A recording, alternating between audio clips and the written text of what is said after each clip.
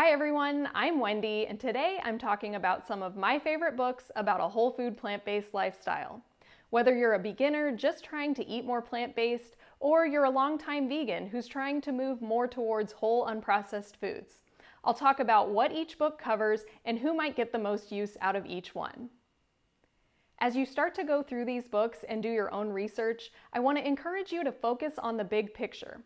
There are dozens of different ways to do a plant-based diet, but the main thing is that you want to center the bulk of your calories around whole, unprocessed plant foods. Once you get a handle on that, you can start to dig into the details and find the plan that works best in your life. Take what works for you and leave the rest.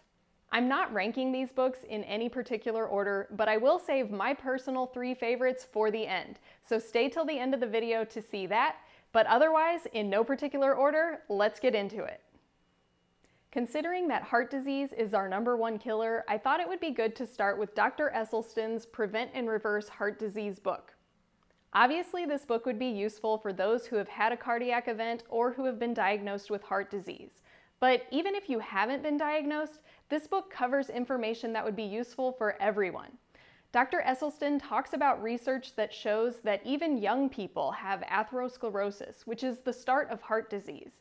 So if you've been eating a standard American diet, even if you haven't been diagnosed yet, heart disease might be on its way. So you can use the information in this book to reduce your risk.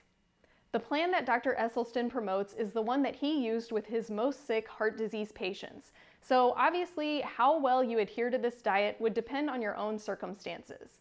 If you do have heart disease, I also recommend Dr. Dean Ornish's program for reversing heart disease. Dr. Ornish's program is actually covered by Medicare, and it's a very similar plan to Dr. Esselstyn's. Both books are great resources if you have heart disease. Moving along, let's talk about Mastering Diabetes by Cyrus and Robbie, as well as Dr. Barnard's program for reversing diabetes. Again, this would be a great resource whether you have diabetes or not, because there's not one diet for heart disease and another for diabetes. It's all the same basic diet. These books are especially useful if you have prediabetes or if you've already been diagnosed with type 1, 1.5, or type 2 diabetes. If you have prediabetes, it's the perfect time to try to nip it in the bud and see what you can do with lifestyle to modify your risk.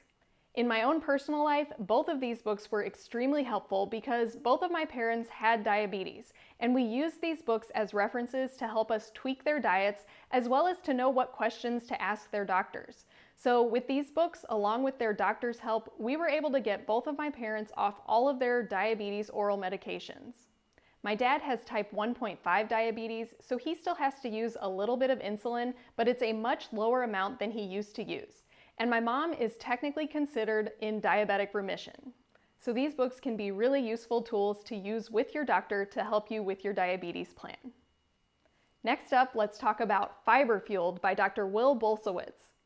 Digestive conditions are on the rise, and even if you haven't been diagnosed with one yourself, we've all experienced digestive upset at one point or another in our lives. And considering that 97% of Americans don't get even the minimum recommended amount of fiber, pretty much all of us could stand to learn a little more about how to get more fiber into our diets. Again, this book was helpful in my own personal life because before I went plant-based, I suffered with ulcerative colitis. So the information in this book really helped me to understand what was going on with my disease and what I could do to tweak my diet to help even further. The other thing I like about this book is that Dr. Bulsiewicz has a really easy to understand style. So he manages to get all of the nitty-gritty, nerdy science details in there without making it seem like you're reading a science textbook. But by the end of it, you'll feel like a pro. So I definitely recommend this book, and it'll teach you everything you ever wanted to know about fiber and the gut microbiome. Next up, I have How Not to Die by Dr. Michael Greger. This was actually one of the first plant-based books that I read, and what I like about it is that he goes through all of the top killers like heart disease, diabetes, and cancer, and he talks about ways to minimize your risks. I would say that this book is best for people who really like to dig into the details and learn everything they possibly can about nutrition and disease. But I wouldn't necessarily recommend this book for beginners. Like I said at the beginning, it's most important to focus on your overall dietary pattern and making sure you're focusing on whole, unprocessed plant foods.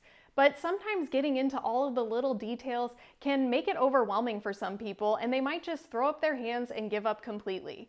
So while this book is very interesting and Dr. Greger has great information on his website, I still often go to nutritionfacts.org if I have a really specific question about nutrition and I want to get a jumping off point to do my own research.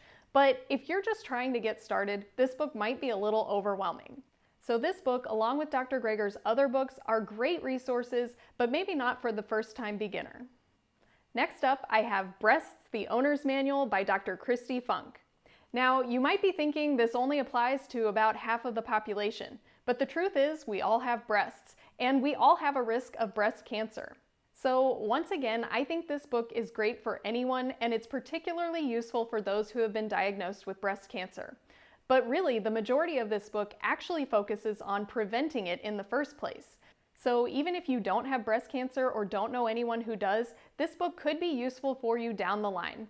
Because once again, the overall dietary pattern is the same. And again, this book was helpful for me personally because in the last couple of years, I've known at least 5 people who have been diagnosed with breast cancer. And like with the diabetes books, this book was really helpful to know what kinds of questions to ask the doctors and what needed to be done with lifestyle as well as medications and treatments. Plus, Dr. Funk is a great communicator and she gets all of the science details in there, but makes it pretty understandable. All right, we've finally made it to the end for my top 3 books.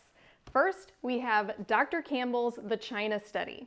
What I love about this book is I think it covers pretty much everything you might want to know about a whole food plant-based diet.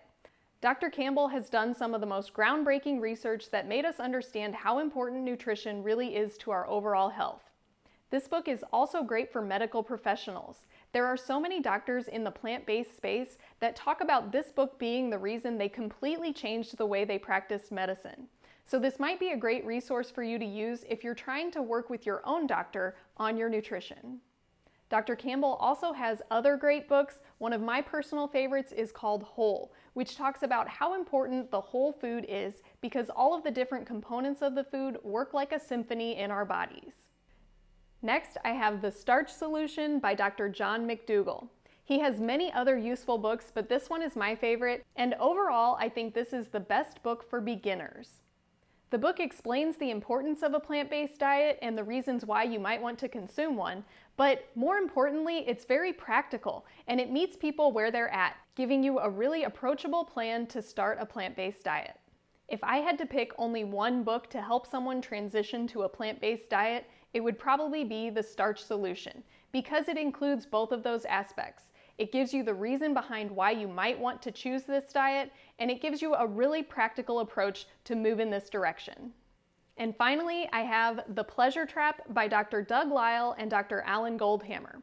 What I love about this book is that it points out that we live in a really abnormal food environment compared to what our ancestors had. So it explains why it's really not your fault if you find yourself binging on junk food.